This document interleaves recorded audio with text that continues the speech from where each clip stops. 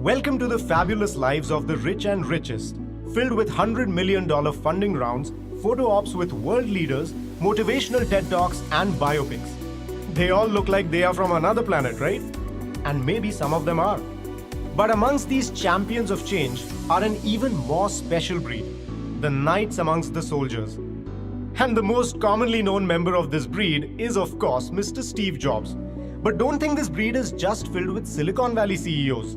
Because from a man changing how diabetes is treated in Mexico to revolutionizing telecom in sub-Saharan Africa, members of this breed are found all over the globe. In this video, I'll tell you what makes them different, why they are a million miles ahead of the rest, and how you can get there too. But before doing that, I want you to hit those like and subscribe buttons to get regular updates and insights on the global startup-verse. Alright, so what's common between members of this breed? Their ability to not copy, not emulate, not chase, but create entirely new markets. A lot of entrepreneurs try to do that and fail. A lot don't even dare to try. The question then becomes, how are these folks able to do that? As per Efosa Ojomo, an adjunct lecturer in entrepreneurship at the Kellogg School and leader at Global Prosperity Research Group at the Clayton Christensen Institute for Disruptive Innovation, there are 3 traits of successful market-creating entrepreneurs. Stick to these and you can be the trailblazer you have always wanted to be. The first one up is humility. Identifying linchpins in an established market is easy, but when it comes to new markets, it's the exact opposite. You have to constantly evolve and stay on your toes.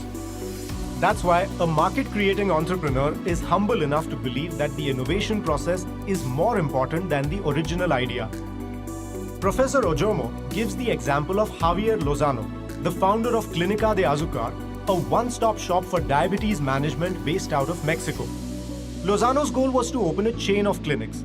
But before he seriously considered scaling his idea, he first spent 3 years setting up and running a single clinic to learn how to best serve the patient's needs.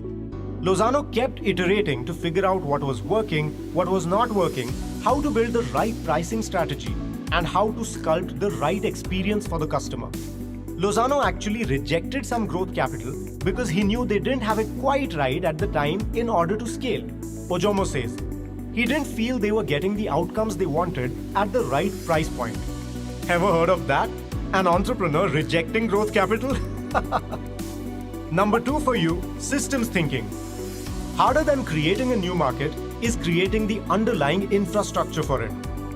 To give you an example, when Mo Ibrahim's telecom company, Celtel, began trying to expand affordable cellular service to sub-Saharan Africa, he learned that distributing phones and building transmission towers was only the beginning.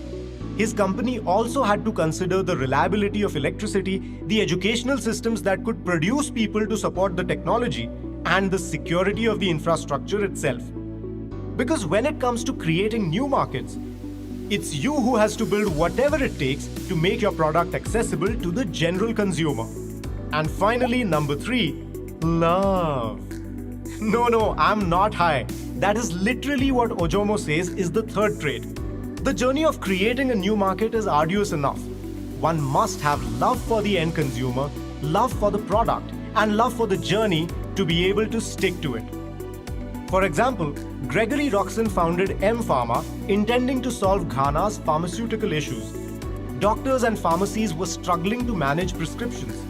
But he soon discovered that the issues ran deeper than communication among patients, doctors, and pharmacies. Patients weren't even going to pharmacies because drugs were too expensive. And when they did go, inventory was not managed well, so medicines were often out of stock.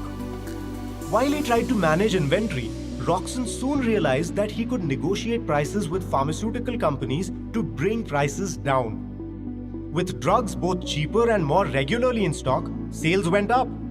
This led to establishing franchises, which eventually brought primary care doctors into the facilities, making medicine accessible to his fellow Ghanaians. And he couldn't have done all this, Ojomo says, without love for his fellow citizens. So, can you think of more traits of successful market-creating entrepreneurs? Do let me know in the comments section.